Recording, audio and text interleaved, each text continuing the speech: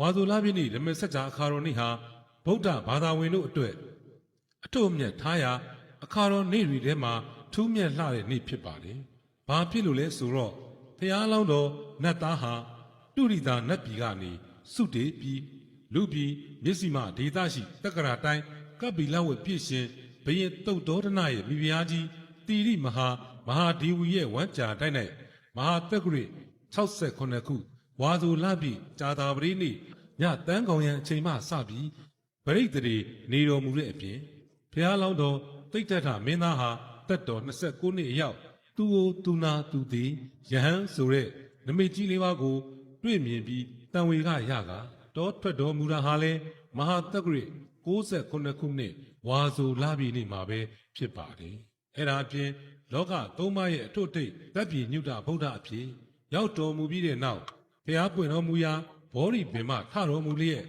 18ယူဇနာအကွာရှိမိဂရာဟုံတော်သူကြွတော်မူပြီးလျင်ပြင်စဝဂီ9ဦးကိုအမှုထားလျက်စัจ java လာတိုက်တောင်းမှစုဝေးရောက်ရှိလာတဲ့နတ်မြမာတို့ကိုတရားဥဓမ္မစัจ जा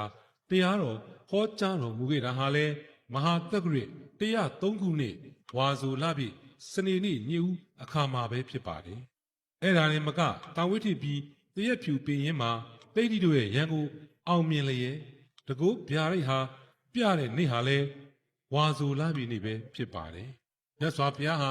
တပ်ပြည်ညုဗုဒ္ဓဘုရားရှင်ဖြစ်ပြီးတဲ့နောက်အဲ့ဒီမဟာတက္ကရာ103ခုနှစ်ဝါဆိုလပြည့်နေ့မှာဓမ္မစัจ जाတရားတော်ကိုဟောကြားတော်မူခဲ့ရာဗုဒ္ဓဝင်သမိုင်းမှာဓမ္မဆိုတဲ့တရားယရနာစတင်ပေါ်ထွန်းခဲ့ပါတယ်။အဲ့ဒီလိုဓမ္မစัจ जाတရားတော်ကိုနာကြားရတဲ့ပြင်စဝဂီ9ဦးတို့ဟာလည်းဘုရားရှင်ရဲ့တရားတော်ကိုကြည်ညိုလာပြီးအဲ့ဒီဝါဆိုလပြည့်နေ့မြေဦးရံမှာပဲယဟန်အဖြစ်ရောက်ရှိလေရာဗုဒ္ဓဝင်သမိုင်းမှာတန်ဃာယရနာစတင်ပေါ်ထွန်းလာခဲ့တဲ့အတွက်ဝါဆိုလပြည့်နေ့ဟာဘုရားယရနာပြင်တရားယရနာနဲ့တန်ဃာယရနာတို့ပေါ်ထွန်းခဲ့ရာနေထူးနေမြတ်ကြီးဖြစ်ပါတော့တယ်။ဒါကြောင့်လဲဗုဒ္ဓဘာသာဝင်သူတော်စင်အပေါင်းတို့ဟာဝါဆိုလပြည့်နေ့ရောက်တိုင်းဖျားကြောင်းကံတို့သွားပြီးဝါဆိုပန်းကတ်လူခြင်းဝါဆိုသင်္ကန်းကတ်လူခြင်း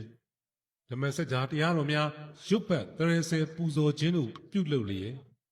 ဝါဆိုလပြည့်ဓမ္မစัจ जाအခါတော်နေ့မှာကောင်းမှုကုသိုလ်တို့ပြုလုပ်လေ့ရှိကြပါတယ်။အဲ့ဒါအပြင်ထူးခြားတာကဘုရားရှင်ရဲ့ပြည့်ညတ်ချက်အရာယဟန်သံဃာတော်တို့ဟာဝါဆိုလပြည့်နေ့ကစပြီးသတင်းကြိုလပြည့်နေ့အထိဝါရင်း3လပတ်လုံး